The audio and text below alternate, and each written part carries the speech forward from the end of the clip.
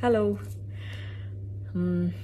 This is the first time that I'm getting in touch with you all to clarify something, and I think this will be the first time that I'll be thinking twice before I speak my heart, because I'm anxious that my words might be misinterpreted. So forgive me if I take a while longer than usual to communicate my thoughts.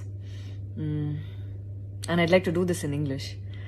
In a recent interview, I was asked if I was a supporter of the left or the right wing, and I clearly stated that I believe I'm neutral, and we need to be good human beings first before we identify ourselves with our beliefs, and that the oppressed need to be protected at any cost. So further into the interview, I went on to elaborate on how I look at things, and I had quoted two references which had a huge impact on me, and which left me traumatized for days.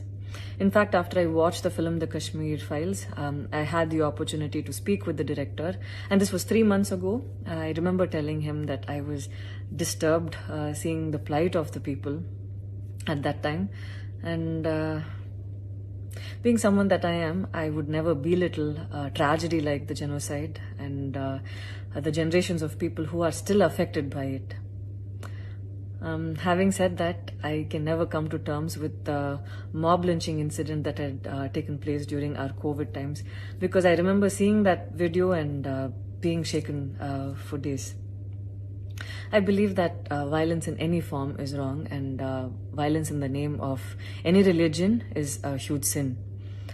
So this is all that I this is all that I intended to say, and that's all. But it was very disturbing to see that many people online justified the mob lynching incident, and I don't think any of us have the right to take another person's life. Being a medical graduate, I believe that all lives are equal and all lives are important. And I hope a day doesn't come when a child is born and he or she is scared of his or her identity.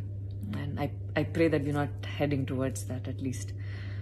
14 years of my life, my school life, I remember every day going to school and chanting, "All Indians are my brothers and sisters. I love my country and I'm proud of its rich and varied heritage." So maybe it went so deep into my head. And we as children would never differentiated each other based on culture or caste or religion. So anytime I speak, it comes from a very neutral ground, and I was very surprised to see that whatever I had spoken was taken in a completely different way. And it was also very upsetting to see that a lot of prominent personalities and websites had carried a snippet from the previous interview that I had given, even without seeing the complete interview or the genuinity behind what was said.